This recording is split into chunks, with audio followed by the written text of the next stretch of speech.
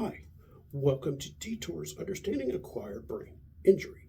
And I want to talk to you about another executive deficit that occurs in acquired brain injury, and that is a loss of the abstract attitude. And it's something important to understand. While it isn't directly related to abstract thought, which is the ability to reason symbolically, think about things that aren't present, understand subtle meanings of things. We'll get into that a little later. Well, Kate explains pretty well what it is from her own personal experience. You executive, kind of executive organizational or things like that? Yes, those were very much affected. Multitasking, easily distracted, planning things out, looking at the big picture. Those were problems. Like I said, I've been in neurocognitive rehab, neuropsychological rehab, and they also give me a little bit of a medicine, which helped tremendously. Mm-hmm. As far as the ability to look at the bigger picture, that was something I had to develop. Fortunately, my job requires me to do things like that. So when I was able to get back to work, then doing those things helped that part of my brain. So that has gotten a lot better. But honestly, what I have found, it's very important to get back into doing things, because that is what helps you learn how to do them again. Yeah. Now, there are some injuries that leave a permanent part of you injured, but there's a lot of things that you can learn to do again. So essentially, what she's getting at is, well, loss of the abstract attitude when it happens in a person with acquired brain injury is trouble seeing the big picture. That is the forest for the trees, as you often hear it. A person who's lost the abstract attitude has trouble with understanding how things fit together. They'll often have trouble. Well, for myself, maybe like with diagnostics or like figuring out how something goes, or in a social situation, understanding why somebody's mad if you maybe forget their birthday, if you aren't sensitive to their feelings, if you say blunt, rude things, all together, how all that fits together, why they might be mad at you, even though you maybe didn't do something wrong in the moment, but you've done all those things in the past, that they all kind of plug in together. And that ability to synthesize information together. This also applies at work. If you mess up, like the calendar all the time, and if you're saying rude things, and if you're not moving fast enough, and you can't put everything together and realize, hey, maybe this is why I keep getting in trouble, where people say I'm a bad worker, even though maybe in this one narrow area I'm really doing great. The ability to put together concepts, that is kind of what is talked about when they say as an executive deficit, when they are talking about loss of the abstract attitude. And this also applies in narrow areas as well within your discipline. So whatever that may be, if you're playing a game, you may see this. It's why a puzzle is something good to work on, because it's a very concrete example of problems with the abstract attitude. If you have trouble with putting a puzzle together, so it's good practice seeing the whole from all the different pieces, or building a model, why that may be difficult, understanding that you're working with pieces to put together a whole.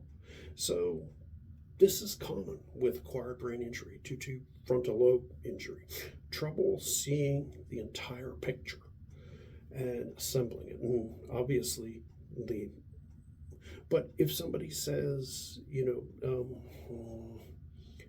a stitch in time saves nine, understanding that yes, it can be true concretely that, if you put in one stitch early, you can prevent needing a whole bunch of stitches later. But it also has an abstract meaning, meaning that if you intervene for a problem now, you can prevent a much more serious problem later. If you take care of a little problem now, a small leak, if you take care of it now, you can prevent flooding later. So that's really what intervening for that is what problems with the abstract attitude or loss of the abstract attitude means. So I would like to add something else to patients with problems um, with loss of the abstract attitude. And this is that many of them lose the ability to um, come up with plans. Goal directed behavior is something that requires planning. So they just go through the motions, whether they're working or at home or whatever. They'll just do what's been reinforced and do what they've learned to, but they don't really generate spontaneous and new ideas. They're very literal, very mechanical.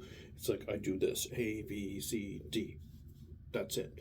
They know what they've been programmed to do, but to come up with something new, or this is also a serious problem associated with the loss of the abstract attitude, because so they're not particularly creative anymore either. Now, this can happen along a continuum also, and this is related to when we were talking earlier about cognitive inflexibility, because you need to be cognitively flexible to come up with new ideas, concepts, things like that. And this is how these two concepts are tied together. I did want to mention this and drop this in, because these problems associated with frontal lobe damage, this is why it's so devastating.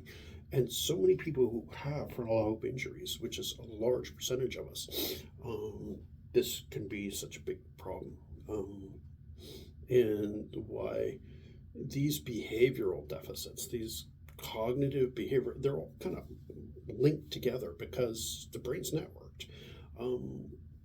I've managed to preserve, according to neuropsych testing and things I've taken, some of my higher abstract functioning, which has allowed me to be a little more independent, but I still have some of these deficits. Kate, as she shared with you, has problems in these domains, but she's preserved a fair amount. Most of us who are with our company, Friends with Brain Injury, have preserved a fair amount, but we definitely have these deficits. And so it's important to understand. And I want you, as a caretaker or survivor or medical professional, to understand when you have a patient who has frontal lobe injury, to understand that it's may not appear readily on simple cognitive testing, things like the MoCA or whatever else. A patient who falls on the higher end of this distribution may pass that test without a problem, but they still have these subtle deficits, and it's enough to make their life difficult. They're not faking, they're not malingering, they're not whatever. They just have enough of these higher level functions that they won't fail these tests that are given for, at the doctor's office or whatever, this easier stuff. It's like only a patient with serious dementia would fail these, and if you're that bad, you wouldn't be working anyway. So please understand, some of these symptoms, these executive and metacognitive and behavioral problems, are ones that are only manifest, maybe under pressure, or maybe when you need spontaneous or creative behaviors, or when you need to function in a social situation where it's self-directed. Just so you're aware, and so loved ones and family are aware that it may not show up on regular testing. You need sophisticated neuropsychological testing or something you notice, and so you need to assert when you go to the doctor's office, and even to explain this and say, hey, wait a minute, this is the kind of stuff I'm seeing, and don't let somebody else push you and say, no, this isn't. No, This is the problem. It is because it may not be detectable in the simple tests that they give. It needs sophisticated assessment by a neuropsychologist or a brain injury medicine doc who actually knows, because these are not always easily detectable. And in a structured environment, it may not be quite as visible. It's more visible because it's behavioral stuff that you have problems with self-initiated behavioral, and those are much harder to test for, just so you're aware.